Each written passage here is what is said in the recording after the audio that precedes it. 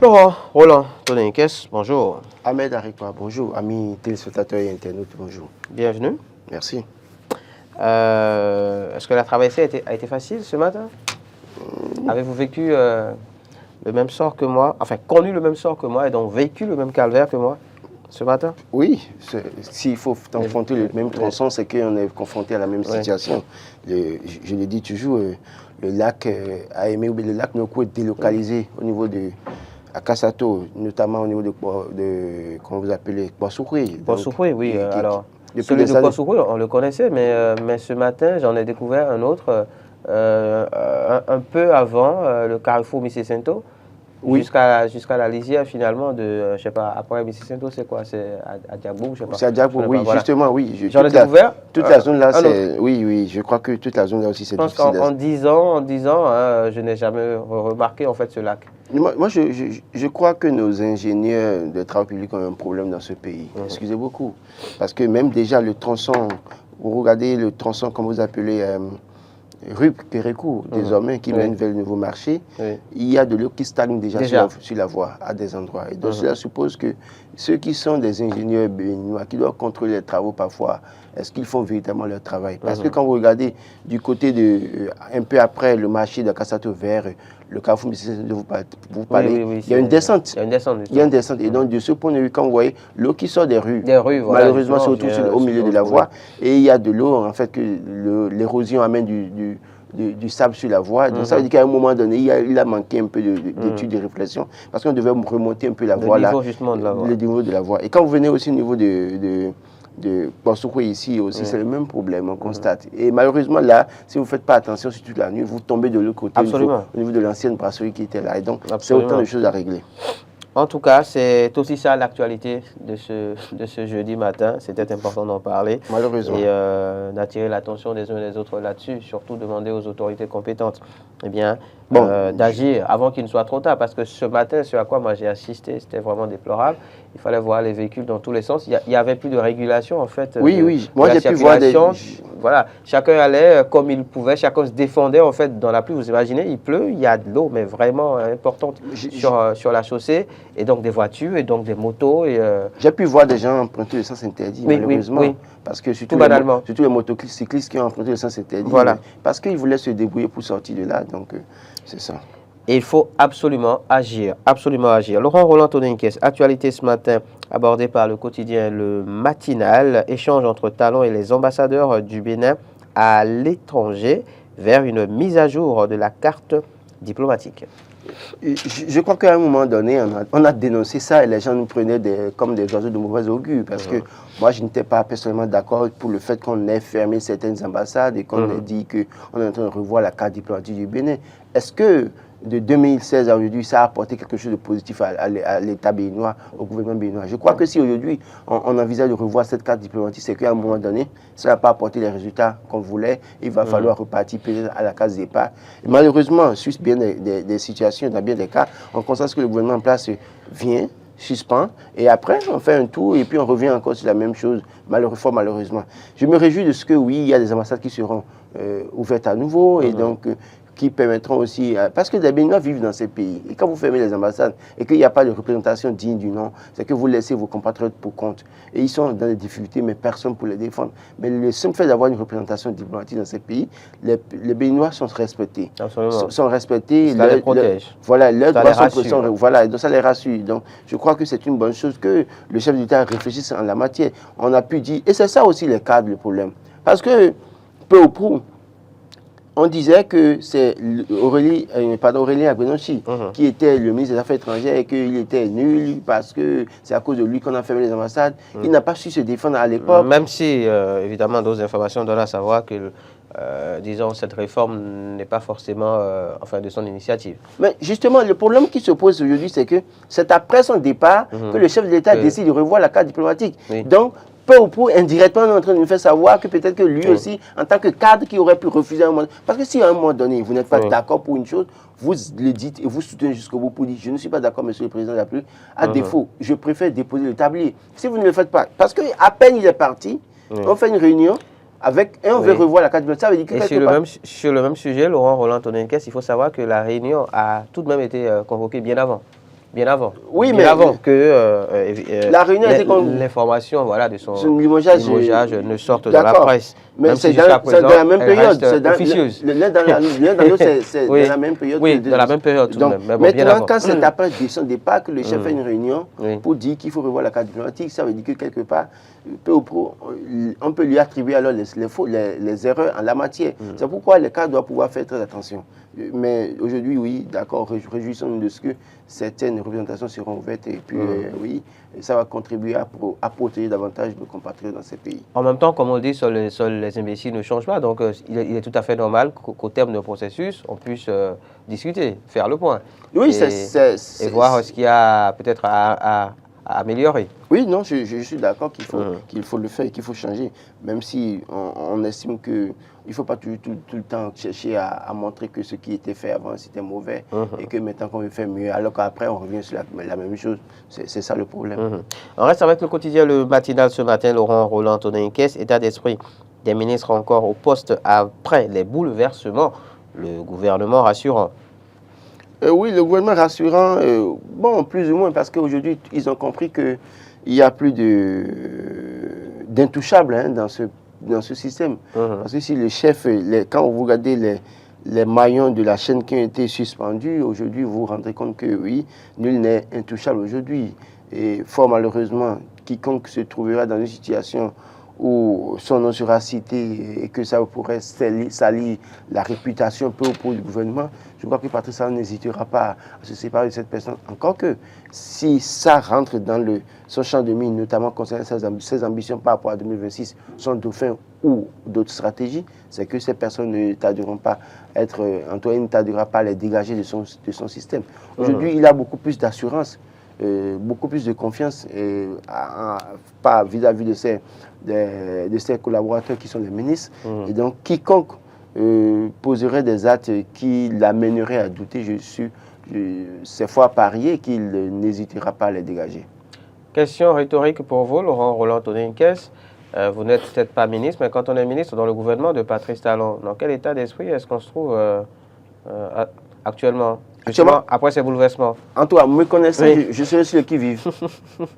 Me connaissant, je serai celui qui vive. Et puis je serai partagé. C'est que jamais le moment de faire excellemment son travail. Je le ferai bien, mais je serai partagé entre démission ou maintien quand même. Ou en tout cas se maintenir. Mais moi je pense que en l'état actuel des choses, si des décisions doivent être prises et que ça devrait engager ma crédibilité pour l'avenir, en l'état actuel, et avec la manière dont les autres ont été sautés, ont été livrés presque pratiquement, je dirais, en griffe à la vindicte, moi je n'hésiterai pas à déposer le tablier parti. D'accord. Le gouvernement, non pas toujours... parce que c'est quand même 7 ans, hein. Tu as déjà fait 7 ans, tu as fait 5 ans. Donc, si tu veux rester là, chercher à gagner pour 3 ans et que tu dois être humilié ou après connaître tous les déboires possibles, autant mieux partir. Vous savez qu'on n'en a jamais assez. Justement, qu'il s'agisse d'argent ou de pouvoir, qu'il s'agisse d'argent ou de pouvoir, on n'en a jamais assez. Le problème à ce niveau, ailleurs, les gens se contentent du peu qu'ils ont et essayent de préserver leur crédibilité, leur honneur, leur dignité. Mais ici, c'est qu'on est en train de courir derrière le peu. Et finalement, on perd tout ce qu'on a pu avoir. Moi, je crois qu'à un moment donné, ça doit être... On finit par sortir par la petite. Oui, il vaut mieux éduquer les citoyens à cette manière de voir les choses. C'est qu'à un moment donné, n'essayez pas de courir derrière le peu que vous pouvez avoir, mais qui peut salir votre honorabilité, votre crédibilité pour l'avenir. Il vaut mieux à un moment donné sortir par la grande porte plutôt que d'être là. Parce que là où ils sont là, tous les ministres maintenant sont vulnérables. Eux tous, ils sont vulnérables.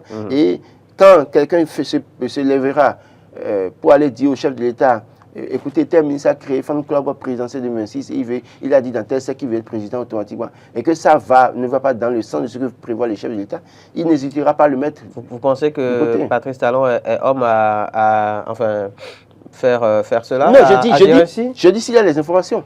Parce que tout ce qui se fait aujourd'hui sous la rupture, rien n'est caché. Hein. Oui, mais qu'est-ce qui empêche un ministre d'avoir des velléités présidentielles? Ah non, vous ne pouvez pas être avec quelqu'un comme Patrice Talon et risquer en tout cas votre avenir politique en disant que vous voulez être président alors qu'en réalité vous savez très bien que le monsieur a peut-être son plan et qu'il vous a fait et que là où vous êtes là... Que vous ne faites pas partie de son plan. Et si vous ne faites pas partie de son plan, rangez-vous purement et simplement. Parce que d'ailleurs même, je ne vois même pas celui qui est dans ce système de Patrice Talon qui peut prétendre être président en 2026 contre la volonté de Patrice Talon. D'abord, ils ont déjà un problème avec le peuple béninois parce que le peuple béninois les prendra comme comptable de la gestion de Patrice Talon. Et en même temps, ils seront mal vus dans leur communauté parce qu'on sait que ces ministres de Patrice Talon depuis 2016 ne sont plus des gens présents dans leur communauté comme par le passé. Ils se font appeler les technocrates, les intellos, bontins qui veulent travailler pour le développement du Bénin. Donc la mobilisation politique n'est pas peut-être leur chose dans une certaine mesure. Donc, il y a déjà ce problème avec le peuple. Et lui, le chef de l'État, qui a son plan. Et vous, vous n'avez peut-être pas cette base-là, vous n'avez pas préparé le terrain, mais vous pensez que vous pouvez vous permettre de commencer par vous préparer pour le 2026. C'est que vous subissez sa colère, purement et simplement. Et quand vous finissez de subir sa colère, vous voulez vous faire victime, c'est que le peuple sera là aussi pour vous répondre que vous ne pouvez pas être victime. Parce qu'on a pu voir Koupaki quitter le gouvernement de Boni Yayi, dire tout ce qu'il a fait, tout le mal qu'il pensait de Boni Yayi, aller avec sa nouvelle conscience. Au finish, comme on le dirait les Ivoiriens, il a tapé pour tout avec 5%. Donc, l'un dans l'autre, si vous êtes comptable jusqu'à 6 ans, 7 ans et que vous voulez maintenant vous faire victime, le peuple n'acceptera pas ça. Restons avec le gouvernement, en tout cas. Le quotidien Les 4 Vérités informe que, justement, relativement au secteur de la garderie au Bénin, le gouvernement prend un décret et met fin au laisser-aller. Laurent. Oui, le secteur de la garderie aujourd'hui devrait être, en tout cas, réformé. Parce que moi, j'ai pu voir certaines garderies. Bon, je n'ai jamais envoyé un de mes enfants. J'allais vous poser la question. Je n'ai jamais envoyé un de mes enfants à une garderie. Mais je sais qu'à ce niveau, il y a beaucoup de choses qui se passent. Les gens se lèvent, créent des garderies, ça et là, mais pour quelle norme, pour quelle hygiène, pour quelle protection des enfants. La protection des enfants. L'un dans l'autre, il y a beaucoup de laisser-aller, beaucoup de dérives à ce niveau. Il va falloir revoir ce secteur-là pour préserver nos enfants. Parce que parfois, dans les garderies, les enfants contractent des maladies, des infections, ou parfois contractent de mauvaises habitudes, à la limite, dès le bas âge, malheureusement. Et c'est pour la vie. Donc, je crois que de l'un dans l'autre, il faut maintenant réformer. Le gouvernement fait bien de le faire. Je suis d'accord. Maintenant, à quel prix veut-on faire cette réforme? Est-ce que c'est pour le bonheur des parents? Parce qu'il ne s'agira pas de fermer à tous azimuts les garderies, mais c'est de travailler à mieux organiser ces garderies. Restons avec les 4 vérités toujours. Laurent Roland Tonneikes avec un autre fait d'actualité. Et celui-ci n'est pas des moindres. En tout cas, j'aurais pu vous poser la question d'ailleurs aussi à l'entame. Comment êtes-vous arrivé ce matin à 4, à 2 ou enfin à 4 roues, à 2 roues ou finalement à la marche? Bon, c'est vrai qu'il pleuvait, mais bon. Je suis venu à 4. À 4 roues. Vous avez pu, oui, mais... Oser. Oui. Malgré la flambée. Je pense qu'à la du prix. À la station, c'est pas encore cher. D'accord. Le prix à la station, c'est le même prix qui était. C'est le même prix toujours. Autour de 600. Donc je crois que c'est pas un problème. Je suis venu à 4, oui. C'est vrai que j'ai réfléchi avant de venir à 4. Peut-être que s'il n'y avait pas la pluie, peut-être que je serais venu à 2. Voilà, à 2. Donc, ou à la marche. Ouais, non, mais pas à la marche quand même. Non, plus sérieusement. C'est pas encore grave. C'est pas encore... du prix du paillot au Bénin, Laurent Roland Tonneikes. Oui, le Nigeria a pris... Première décision hein, donc, de mon homonyme, Tinubu Ahmed, du Nigeria. C'est Patrice Talon qui sera heureux, parce qu'en fait, on fait la politique des stations au Bénin. Justement. Et les Béninois ne voulaient pas aller à la station. Malheureusement, je crois que cette décision va amener tout le monde à la station. Parce que la station, c'est des emplois créés. La station, c'est de la croissance économique. La station, c'est beaucoup de choses. C'est vrai qu'il y a que certains ont pratiquement le monopole des stations au Bénin. Je ne dirais pas de non. Peut-être que ça choque les Béninois au point où ils ne veulent pas aller dans les stations. Mais l'un dans l'autre, il vaut mieux aller dans les stations. Parce que ça préserve le moteur. Moi, j'ai eu une expérience bénéfique la dernière fois. Je suis allé voir un monsieur, je sais qu'il doit l'acheter de l'huile à moteur pour la vidange de ma voiture. Mais je lui demandais, mais ta voiture, tu l'as achetée, tu as fait la même marque depuis des années. Il m'a dit, mais je ne suis jamais allé prendre de l'essence par ailleurs au bord de la voie. Et donc, si tu as pour 5 000 francs, on va prendre 5 000 francs à la station. Si tu as 10 000 francs, on va prendre pour 10 000 à la station. C'est mieux pour ton moteur et ça va durer dans le temps. Donc, dans une certaine mesure, l'essence à la station, ça préserve nos moteurs. En réalité, ça nous rend service, l'essence à la station. L'essence au bord de la voie. Vous savez, quand vous prenez... Moi, je ne savais pas, je n'avais jamais su ça. Quand je prends 10 litres, d'accord, au bord de la voie, mon tableau m'indique 56 kilomètres, par exemple. Parce que ça m'indique le kilomètre que je dois parcourir avant que ça finisse. Maintenant, si je vais chez le vendeur d'essence au bord de la voie, je dis, charge-moi les 10 litres dans le bidon directement, que vous n'avez pas ouvert auparavant, et qui me charge ça, ça me donne 112 kilomètres. Cela suppose que quoi? L'essence au bord de la voie, sur l'étalage, il y a le gaz qui s'échappe. En fait, l'essence, ce n'est pas le liquide en réalité. C'est le gaz que cela contient, qui est préservé, qui d'abord rend service au moteur, mais qui fait que ça dure dans votre moteur. Donc, l'un dans l'autre, ça rend service à chacun de nous. Mais nous ignorons ça. Et puis, c'est vrai que nous cherchons moins cher, mais le moins cher tue nos moteurs. Le moins cher, en réalité, nous épuise davantage. Bon, maintenant, l'un dans l'autre, à un moment donné, c'est de l'emploi aussi à ce niveau, l'essence frelatée, malheureusement. Bien sûr, même si c'est dans l'informel. Même si c'est dans l'informel, c'est des millions de familles qui en vivent au Bénin. Et donc, il faut réfléchir. Est-ce qu'il fut un moment où l'ancien président Boni demandait à ces personnes de se réunir en comité, en groupe et de créer des stations? Malheureusement, beaucoup parmi eux n'ont pas compris, mais les plus nantis dans cette affaire sont devenus autorités à Soava ou autre dans Cotonou. Oui, ils sont des autorités communales. Donc, aujourd'hui, est-ce que c'est parce qu'à un moment donné, c'est des autorités communales qu'on a baissé les bras dans ce système? Je crois que le Nigeria, maintenant, nous montre le chemin. Allons vers les stations, c'est sans débat. C'est sans débat pour vous, Laurent. Roland Tony, qui est sur Infomatin, on parle également ce matin, arrêt de la subvention de l'essence par l'État nigérian. Le Bayor mis à rude épreuve. Jusqu'à quand? Avec Infomatin, toujours Laurent. Éric Rondeté, chef de file de l'opposition, Paul Rompouet, enrhumé. J'ai pu lire déjà que la chargée de la formation du parti FCBE a démissionné. J'ai lu ça ce matin, elle a démissionné. Victoire Paul Kokou a démissionné du parti FCBE à cause des convenances personnelles. D'ailleurs, c'est ce qu'on voit toujours chez les anciens politiques. Quand quelqu'un démissionne, il dit que c'est convenances personnelles et puis après, on ne voit plus rien. C'est petit. Après, vous les voyez soit du bon côté, à la table du roi, ou bien ils font semblant de rester... Mais je crois que cette dame, Victoire, comment vous appelez, Paul Kokou, je la connais, qui a la tête sur les épaules, qui était même l'une des protégées de Boni. Je ne sais pas comment est-ce qu'elle s'est retrouvée avec Paul Rompouet à un moment donné. Je crois que bientôt, elle peut se rejoindre le Parti démocrate peut-être et rejoindre son ancien mentor, Boni Yayi, qui malheureusement, a été l'un de ses soutiens. Bon, maintenant, la politique étant ce qu'elle est, on sait comment ça arrive. Quand les intérêts divergent à un moment donné, c'est que les chemins changent. Alors, Paul Rompouet, aujourd'hui, ne peut s'en prendre qu'à lui-même, parce qu'il a eu une occasion en or d'être la vitrine, le porte-flambeau de la politique, en fait, de l'opposition au Bénin. Quand, même si vous êtes utilisé pour un but, atteindre un objectif que vous êtes fait valoir, vous devez saisir la balle au bon automatiquement et vous vous affirmez. Ce qui a manqué à Paul Rompouet aujourd'hui. Et il veut s'en prendre aux démocrates, il veut s'en prendre à tous ceux qui osent le critiquer. Et je crois que c'est peine perdue, il n'est qu'à comprendre que c'est peine perdue. Il ferait mieux de redoubler d'ardeur sur les terrains politiques et de faire en sorte qu'en 2026, qu'on le revoie renaître de ses cendres tel un phénix. Autrement, je crois que je ne serai pas moi oiseau de mauvaise augure en disant que Paul Rompouet et la politique, c'est fini à jamais. Oui, mais vous savez qu'au détour justement de la nomination de Éric Rondeté comme chef de file de l'opposition, Paul Rompouet a déclaré clairement qu'il ne s'accroche à aucun titre. Que pour lui, il ose même parler, idéaux politiques. Il ose parler de décret. Oui. Il a osé parler de décret et pourtant lui-même il avait été nommé par décret.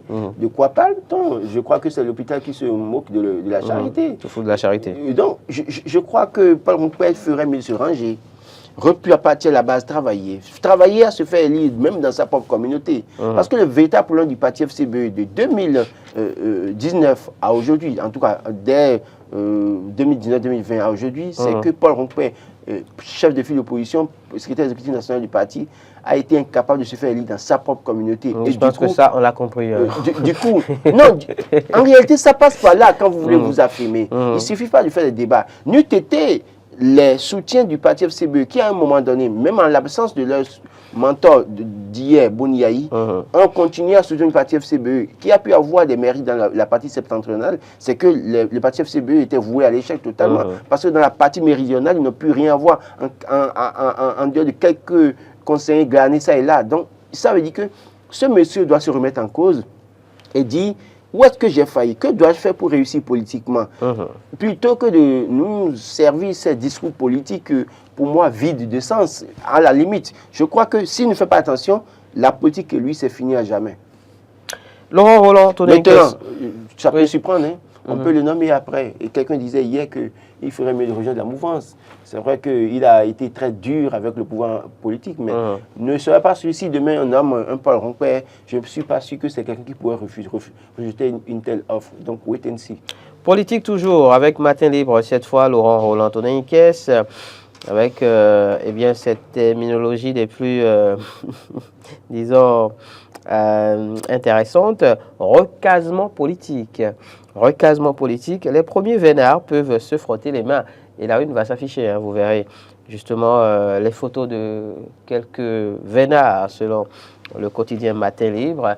Et on verra aussi eh bien, qu'il y en a qui vraisemblablement doivent encore attendre leur tour. Laurent Roland Toneniquès. Oui. Non, mais vous savez... Recasement politique. Oui, non, il y en a qui sont... et il y a, quand on parle de recasement politique, il y en a dont je ne suis pas d'accord.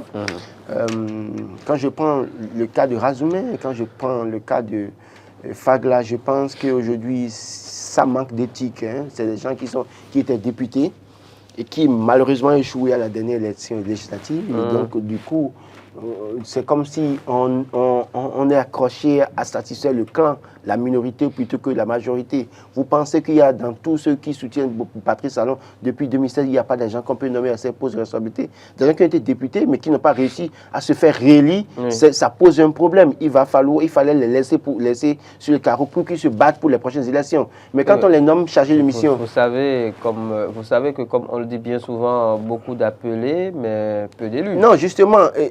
je pense que ça devient une politique de contentement. On contente ses amis, ses proches amis, et puis après, le reste, laissé pour compte. Et je crois n'est-ce pas là, justement... mais ça ne construit pas. Le fondement même du jeu politique. Ça ne construit pas, malheureusement, ces formations politiques. Ça ne rend pas service à la mouvance présidentielle. Parce que des gens qui sont là, qui ont le potentiel, qu'on peut mettre à ces postes, on ne les met pas, mais les mêmes personnes, on tourne autour des mêmes personnes.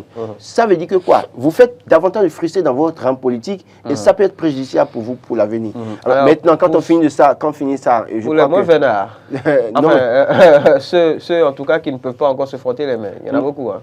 Oui, mais il y a une info qui circule selon laquelle il y a Redo qui sera nommé. On n'a pas la confirmation. Elle persiste quand même, cette rumeur. Cette rumeur. Même s'il était en Chine, justement, récemment, avec l'UPR. Voilà, donc il y a Nouroumbida, le jeune, on a Sabaï Kate, on a notre DA, puissant Koudegbe, qui s'accroche malgré l'âge. Oui, attention, n'oubliez pas le professeur titulaire de chaire.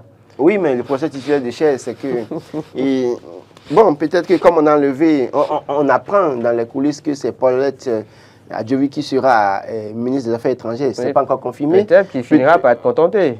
Non, parce que c'est ce qu'il a toujours voulu. Il le voulait. Justement. Donc ça peut l'amener à le confirmer à ce poste. On peut voir... le voisin de l'Est. On peut voir notre vieux qui, en 2019, a failli s'écrouler à cause de du positionnement de Malik Gomina. Wali Zoumarou, qui fort heureusement, Talon a dû le sauver parce qu'il ne faut pas qu'il tombe et qu'il meure, qu'on dise que c'est Talon qui l'a tué. Donc, on a dû le positionner pour le contenter. Mais en 2023, on a trouvé, je crois que maintenant, c'est fini. Hein. Vous en dites des choses ce matin, Laurent. Oui. Ce qu'il dit, c'est réel. Oui. Il y a notre ami Sado, c'est... Nazer Sadou. Nazer Sadou. Oui, voilà, parce que je confonds avec Nazer Dossa Desin. Voilà. Nazer Sadou qui aussi a été purement simplement retiré du positionnement. On a Nombimé Baudrenfort, qui aussi a eu quelques ennuis au détour. Dans les coulisses, en tout cas avant les législatives, il y avait des informations qui avaient circulé. C'est vrai que les gens ne l'ont pas cité énormément, mais il avait quelques ennuis. Il y a, comment vous appelez, GECO, comment vous l'appelez là maintenant, Okoundé, Jean-Eudes, qui est également aussi. Mais je constate que ces personnes qui prenaient beaucoup la parole sont devenues assez subitement silencieux. Pas eux tous, hein. Il y a Balanci qui est silencieux, il y a Ritomen qui est silencieux, Zoumaro qui ne parle plus pratiquement, et puis, comment vous appelez, oui, Bangba, oui, lui qui parfois prenait la parole, qui animait, qui était au fond pour un certain nombre de choses, mais qu'on ne voit plus aussi. Donc ils attendent certainement qu'on les propositionne pour qu'ils puissent avoir la langue mielleuse pour prendre la parole. C'est comme ça la politique, c'est pas éternel. Politique encore, Laurent Roland Todéinkès, on revient à la rue du quotidien Info Matin, cette fois, nomadisme. Je n'ai pas osé parler des dames parce que je respecte les dames. On a compris. Oui, surtout Baba Moussa, Mariam Baba Moussa, une dame assez correcte. C'est vrai que, bon, écoutez, c'est la politique, hein, c'est les gens qui étaient avec Boni Yayi, mais qui finalement, on a vu pas magie avec Patrice Talon. C'est vrai que beaucoup avec Boni Yayi étaient envoyés par Patrice Talon ou bien proposés par le projet Patrice Talon. Et quand il est arrivé, l'amitié et les relations étant ce qu'elles sont, donc ils ont été promus encore. Ces personnes, elles ont été promues encore, donc rien à dire. Politique, je le disais donc encore avec Info Matin, cette fois, nomadisme politique sous la rupture. Jean-Baptiste Ronguet, un cas pratique. À quoi a finalement servi la réforme du système partisan, s'interroge le quotidien. Je crois qu'on a annoncé les couleurs sur ce plateau où je disais au parti UDBN de faire très attention, ce n'est pas les déclarations fanfaronnades de Jean-Baptiste Ronguet qui disait que il pourrait avoir les 20% au cours de l'élection législative qui est le problème. Moi, je disais, il faut qu'ils travaillent eux-mêmes sur le terrain plutôt que de... Écoutez, Jean-Baptiste Ronguet, c'est qui? C'est quelqu'un qui a une formation politique, créé une formation politique sur papier. Je pèse mes mots. Formation politique sur papier, qui n'a fait aucune expérience politique sur le terrain en participant à une élection. Il aurait pu être dans le BR, finalement on l'a vu, finalement on ne sait pas de ce qu'il est devenu. Il a été impliqué dans un dossier, il est allé en prison, il est ressorti. Et cette personne vient dans une formation politique régulièrement constituée, on lui ouvre grandement les bras et puis il rentre dedans, il en fait ce qu'il veut, il annonce les couleurs pour dire qu'il va permettre d'avoir 20%, alors qu'il n'a été mesuré, il n'y a aucun indicateur qui montrait qu'il pouvait avoir les 20% au plan national. Et malheureusement, les responsables de l'UDBN lui ont fait confiance. Je crois que dans la période, je disais qu'il faut faire très attention parce que les acteurs politiques font des promesses et les promesses des acteurs politiques n'engagent que ceux qui y croient. Je crois que nous sommes à l'arrivée, quand vous regardez le score de l'UDBN à la dernière élection législative, comparé à ce que l'UDBN a pu avoir seul aux élections communales, on comprend que la performance a chuté. Et pourquoi la performance a chuté? Alors qu'on a fait une fusion. On a eu quand même des adhésions et de quelqu'un qui promettait faire tout pour qu'on ait 20%. Cela suppose que le monsieur, en fait, ne représentait que l'homme de lui-même. Il disait être présent dans toutes les communautés, communes du Bénin. Mais au fond, c'est parce qu'on a 15 personnes par commune pour créer un parti politique ou bien prétendre créer un parti politique qu'on est présent dans les communes. Parce qu'on peut prendre n'importe qui juste pour les formalismes, faire en sorte qu'on existe, alors qu'en réalité, on n'existe pas. J'ai pu lire un peu la lettre, cette lettre de suspension, de fin de collaboration. Oui, il parle de première chose, vu que la coalition BN en route BR n'a pas fait une fusion avec votre parti politique UDBN. Deuxième point, vu les difficultés à la mise en œuvre du protocole d'accord signé entre votre parti UDBN et notre coalition BR, vu la mauvaise organisation des élections législatives du 8 janvier 2023 à l'intérieur du parti, vu que la coalition Bénin en route est une coalition de grande envergure nationale. Alors, c'est là que je pourrais attaquer. D'abord, le troisième point, vu la mauvaise organisation. C'est ça la mauvaise foi des acteurs politiques. Vous êtes dans une alliance, vous voulez aller aux élections, et il se fait qu'il y a une mauvaise organisation, vous ne dénoncez pas, vous ne dites rien. Vous allez aux élections avec la formation, vous échouez lamentablement, et vous sortez maintenant pour dire qu'il y avait une mauvaise organisation. Où étiez-vous? Pourquoi n'aviez-vous pas parlé en plein processus pour vous détacher? Non. Après, on ne sait pas s'il a été fait cas de cela, en tout cas au sein du parti. Non, justement, est-ce qu'il en a parlé au sein du parti? Oui. Quel a été... Ça, on ne le sait pas. En fait, les acteurs politiques sont ingénieux. Ils trouvent toujours des réponses à leur mauvaise performance. Pour attribuer la faute à tel ou tel. Alors, quand il dit, par exemple, vu que la coalition Bénin Route est une coalition de grande envergure nationale, quels sont, où est-ce que les... Parce que c'est essentiel, il faut que les responsables de l'UDBN viennent sur ce plateau qui pour nous dire quelles sont les localités dans lesquelles ils ont pu positionner les membres du parti Bénin en route, tête de liste dans ces localités. Analysons les chiffres. Et justement, au regard des analyses. Hein, oui, on analyse les chiffres pour voir si son parti était une coalition d'envergure nationale, autant dans ces localités où ses membres ont été positionnés tête de liste, on aurait pu faire le chaos dans ces localités ou bien avoir un résultat honorable dans ces localités. Mais quand on fait la somme aujourd'hui, on voit que la performance a chuté pour le parti UDBN. Est-ce que c'est l'adhésion du Bénin en route qui a créé ça? Ou bien est-ce que l'UDBN aussi... C'est vrai qu'au niveau de l'UDBN, il y avait un travail à faire. Le score obtenu en 2020 devait être amélioré. Amélioré en renforçant les bases du parti, mais pas en allant chercher forcément un allié qui ne pèse pas une feuille de texte, malheureusement.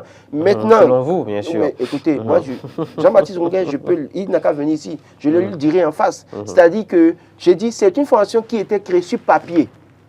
Et les responsables de l'UDBN ont fait l'erreur d'aller en alliance avec quelqu'un qui existe sur papier, qui n'a aucune preuve. Eux, au moins, UDBN avait participé à une élection, on connaissait plus ou moins le score.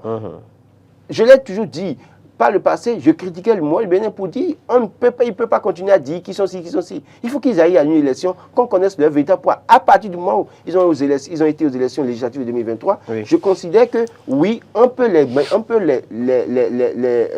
leur donner une certaine valeur parce qu'ils ont participé à une élection, ils ont eu un résultat, c'est visible. Mais quelqu'un qui... D'ailleurs, écoutez, Talon ne met pas de côté quelqu'un pour rien. Si Talon a pu mettre Jean-Baptiste Ronguin de côté, avec son Bénin en route, et pourtant c'est l'une des formations politiques qu'ils avaient commencé à créer dans le cadre de la réforme du sympathisant, et que si Patrice Talon a réussi à le mettre de côté, et à lui confier son rôle de chargé de mission ou conseiller, je crois que le monsieur, c'est déjà des éléments pour moi d'appréciation pour comprendre que Talon ne fait rien au hasard. Quelqu'un qui positionne, sachez que ce monsieur a peut-être quelque chose à revendre ou à vendre quelque part. Maintenant, Bénin en route, au finish, ils ont fait l'expérience. Il vient maintenant, il parle de mauvaise organisation, il parle d'envergure nationale, alors qu'en réalité, rien, comme le disait l'autre, nenni, finalement. Que nenni. Info Matin, en tout cas, donc, parle de nomadisme politique sous la rupture et s'interroge à quoi a finalement servi la réforme du système partisan. Non, la réforme du système partisan, je le dis, et je le dis, il ne peut pas être d'accord avec moi. Je le redis encore ce matin devant ma caméra pour dire que réforme du système partisan dont on parle où les gens font semblant d'être disciplinés et de respecter les discussions de la réforme du système partisan, c'est du leurre. C'est des disciplinés et des soumis pour un temps. Du moment où Patrice Talon est là, nous allons faire tout l'effort possible pour rester sous UPR, sous BR, sous UDBN. Bon, UDBN, pas Moël, non, mais UPR-BR. Les gens font l'effort de faire les enfants de cœur, de rester disciplinés pour un temps. Attendez 2026, si Patrice Talon partait véritablement, vous comprendrez, vous verrez la vraie face des acteurs politiques béninois. Donc, nomadisme politique, d'abord quand je prends Ronguin, où est-ce qu'il va chuter bientôt? On attend de voir. De toute façon, avec le BR, les gens le connaissent davantage suffisamment là-bas. Est-ce qu'il ira vers l'UPR? L'UPR a fait une fusion avec le PRD parce que le PRD a un ancrage politique quelque part, notamment à Porte-Nouveau et environ. Et il pensait que on aurait pu faire, c'est mieux de faire ce plus-là. Parce qu'en politique, c'est plus et non, c'est addition et non soustraction. L'UDBN, malheureusement, en s'alliant avec le BR, est allé faire de la soustraction, malheureusement. Selon votre analyse. Oui, pendant que les autres faisaient de l'addition et de la multiplication, l'UDBN allait faire la soustraction et la division. Et voilà les résultats. Et après, le monsieur vient maintenant jeter le tort sur le parti pour montrer que ce n'est pas lui. Mais ce n'est pas lui, mais lui-même en réalité, dans sa localité, d'où il est, d'où il est, en tout cas, dont il est ressortissant, quels ont été les résultats? Parce que même dans votre localité, même si vous ne donnez pas tout au moins quelque chose, vous pouvez avoir l'accompagnement. Les gens auraient pu voter pour vous. Combien de personnes ont voté pour lui? Il voulait être dans la sixième circonscription électorale qu'il connaît, Jean-Baptiste Ronguet. J'ai demandé aux acteurs politiques. En tout cas, moi, pour le peu que je connais, je sais que Jean-Baptiste Ronguet avait vendu du vent, en tout cas, au parti UDBN. Malheureusement, les responsables de l'UDBN, je ne sais pas sur quelle base ils l'ont accepté. Et puis, ça a été un marché de dupes. Voilà. Voilà les résultats. En tout cas, on attend donc d'entendre le parti UDBN justement sur cette actualité. Le mieux... Et vous aurez d'ailleurs, si tout va bien, disons le son de cloche de l'UDBN dans nos éditions dans le coin de la journée. Moi, je pense parfois que il ne faut pas chercher à répondre à tout parfois. Je pense que l'UDBN ferait mieux de ne pas répondre à ça, mais d'aller travailler sur le terrain pour préparer 2026. Attendre qu'en 2026, les résultats s'améliorent pour prouver à Jean-Baptiste Ronguet qu'en réalité, au-delà de tout, c'est toi qui nous as peut-être amené la poisse. Et voilà les résultats. Et maintenant, je dis, l'UDBN a un travail à faire. Allez renforcer la base. Travailler à partir de la base, plutôt que de penser que par l'euro, on peut faire quelque chose. Par l'euro, ça ne donne toujours pas les résultats. La base doit être rassurée. Travailler à ce que les gens se sentent davantage militants et membres de cette formation politique. Et après, si quelqu'un vient s'ajouter, vous l'acceptez, mais sans pour autant lui faire confiance à 100%, parce que vous avez votre base sur laquelle vous reposez pour des résultats assez clairs. Laurent Roland, Tononikès, nous sommes le 1er juin. 1er juin au Bénin rime avec... C'est une question que je pose. Non, vous me posez une question? Oui. C'est la journée de l'arbre. La journée de l'arbre, justement. Avez-vous sacrifié à la tradition comme nous y invite Gasquiani Info ce matin? Je n'ai pas encore planté un arbre. Est-ce que c'est prévu? Ce n'est pas prévu pour aujourd'hui. C'est pas prévu. C'est pas prévu pour mais j'ai un projet en réalité que je dois développer dans les prochains jours, les prochaines semaines qui contribuerait à faire en sorte que chaque famille plante au moins un arbre par an. Et que dans les écoles, les enfants plantent des arbres et que chaque enfant qui plante un arbre est accompagné. Et c'est un projet que je mûris avec des partenaires. Donc c'est un projet parce que je pense que quand vous allez dans d'autres pays, vous descendez, l'avion veut atterrir, vous voyez de la verdure partout. D'accord? Mais ici, chez nous, vous voulez atterrir, vous constatez que c'est les toitures rouillées que vous voyez la plupart du temps. Et donc, il va falloir travailler à cela. Tous les arbres ont été coupés dans notre pays, malheureusement. Et dans ces pays, les gens travaillent à planter des arbres au jour le jour dans leur pays. Donc, au moment où chez nous, ils viennent prendre des arbres, c'est que chez eux, les arbres sont préservés. Donc, il va falloir travailler à redynamiser cela, faire en sorte que chaque citoyen plante maintenant désormais des arbres. Ça va compter. Parce que d'abord, un arbre, c'est la pluie. Quand il y a les grands arbres, ça facilite la pluie, un certain nombre de choses. Donc, il faut le faire nécessairement. La nation parle en tout cas de 212 millions de plants en 37 ans, puisque vous savez, à chaque 1er juin, on met des plants en terre, même si il est aujourd'hui notoire que on met ces plans en terre, mais après, pour ce qui est du suivi, c'est une autre paire de manches. Le suivi, c'est très important. J'ai pu voir, quand je suis revenu de voyage, un monsieur qui a planté 2 arbres en face de ma maison sur une parcelle là. Et j'ai demandé à mes enfants qui a planté là. Ils ont dit qu'ils ne savaient pas qui a planté l'arbre. Mais j'ai vu que c'est 2 semaines après que 2 personnes sur moto sont venues avec un bidon d'eau pour arroser les 2 plants. Et puis après, elles sont parties ces 2 personnes. Et puis, plus rien depuis là. Et j'ai réfléchi, faut-il que je continue, je me lève tous les matins pour aller arroser les 2 arbres, ou bien je laisse, parce qu'en arrosant ici, demain, les plants ne poussent pas, on dirait que c'est moi. On ne m'a pas demandé ça. Je ne les connais pas non plus. Donc, il y a un problème. Donc, il y a le suivi. On met des arbres en terre, mais on n'accompagne pas. Il y a une expérience qui est faite avec le pouvoir en place, ce que j'apprécie. Même si en l'état, je pense qu'il faut revoir ça. C'est-à-dire qu'avec la Société des infrastructures routières de l'aménagement du territoire, la CIRAT, les arbres qui sont plantés aux abords des voies ou bien devant les maisons, il y a des camions citernes qui vont prendre de l'eau au niveau de Rouedonou et qui arrosent tous les par moment, quoi. Mais en l'état, je suis d'accord que c'est une bonne initiative, mais je pense que le gouvernement ferait mieux de trouver la formule pour que ceux dont les maisons devant lesquelles on plantait des arbres, on fait injonction à ces familles d'arroser l'arbre. Parce que quand l'arbre va grandir, ça porte en tout cas de l'ombre devant votre maison. Ce n'est pas pour tout le monde. Vous pouvez, parce que quelqu'un qui vient s'asseoir, vous pouvez l'interpeller devant votre maison. Donc pourquoi est-ce qu'on doit dépenser, l'État doit dépenser pour que des camions citernes arrosent les plants devant des maisons dans lesquelles vivent des citoyens?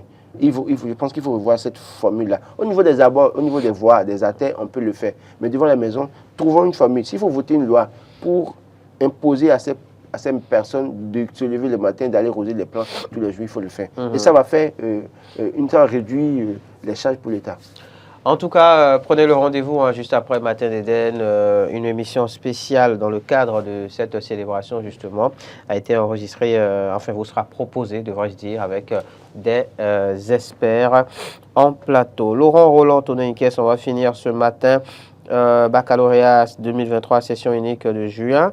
Léonore Yahi Ladécon fait une séance de travail avec la DGOB, Direction Générale de l'Office du Bac.